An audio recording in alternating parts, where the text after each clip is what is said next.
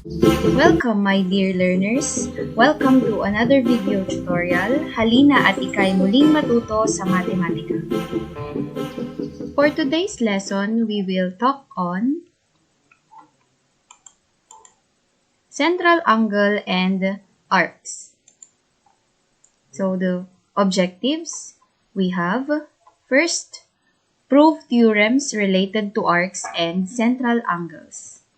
Second, solve problems involving sector and segment of a circle.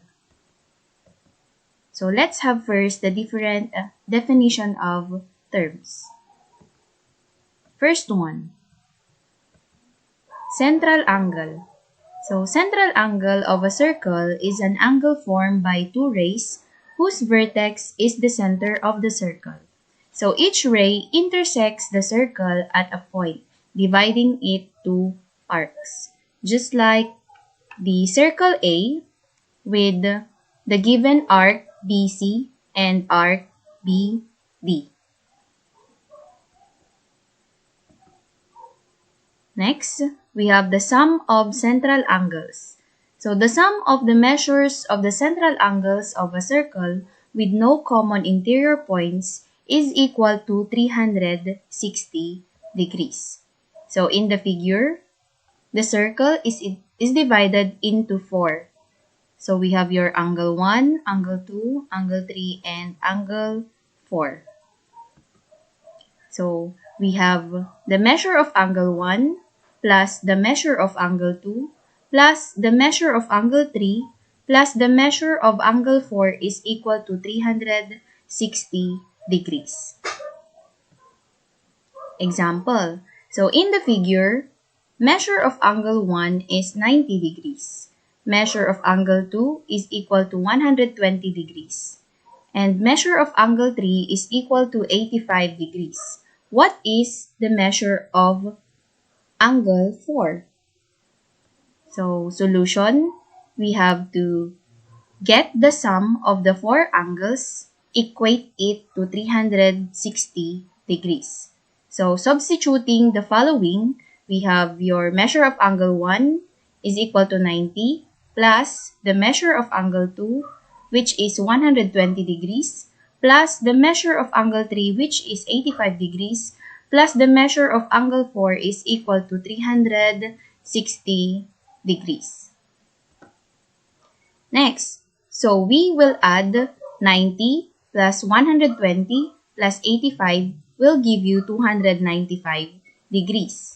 And then copy measure of angle 4 is equal to 360. Simplify further, we have measure of angle 4 is equal to 360 minus 295. So by subtracting 295 from 360, we will get the measure of angle 4, which is 65 degrees. Next one, arcs of a circle. So an arc is a part of a circle. A semicircle is an arc with measure to 1/2 the circumference of a circle. It is named by using the two endpoints and another point on the circle. So we have here given circle A with the points M, T, and H. So the curve from point T to point H is an arc. So from point T to point H is an arc. So it is part of circle A and is named as arc HT, or you have there the symbol arc HT. Other arcs are arc MT, arc MH, MH, and then arc MHT, MHT, arc MTH, MTH, and arc TMH. So if the measure of arc MTH is 1/2 the circumference of circle A, then it is a semicircle. Let's have another. We have circle A with points N, E, and J on the circle. So a minor arc. A minor arc is an arc of the circle that measures less than a semicircle.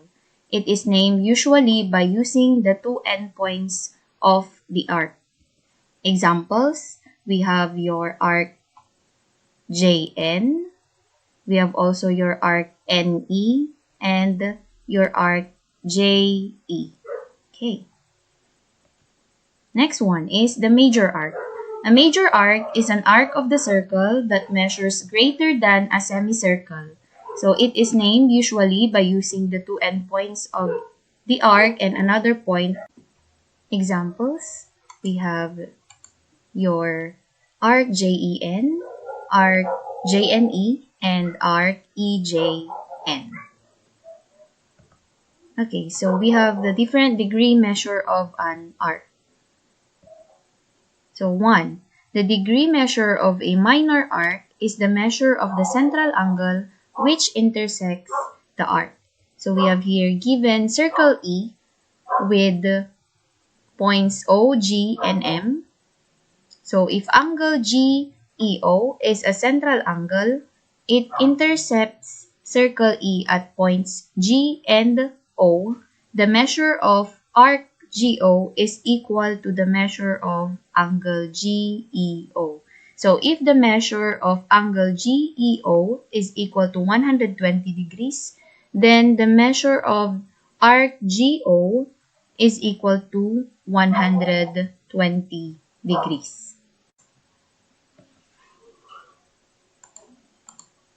Number 2, the degree measure of a major arc is equal to 360 minus the measure of the minor arc with the same endpoints. So let's have an example.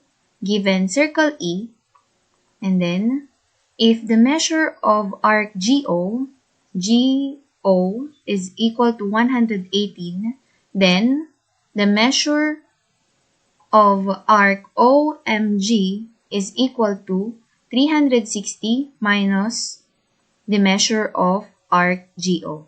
So that is substituting the following values. Measure of arc OMG is equal to 360 minus 118 will give you 242. Then last one, the degree measure of a second semicircle is 180 degrees. Next, we have the arc addition postulate. So, the measure of an arc formed by two adjacent arcs is the sum of the measures of the two arcs. So, we have here circle E with points L, O, and V. So, example, adjacent arcs are arcs with exactly one point in common. So, in circle E, arc LO and arc OV are adjacent arcs. So the sum of their measures is equal to the measure of your arc LOV.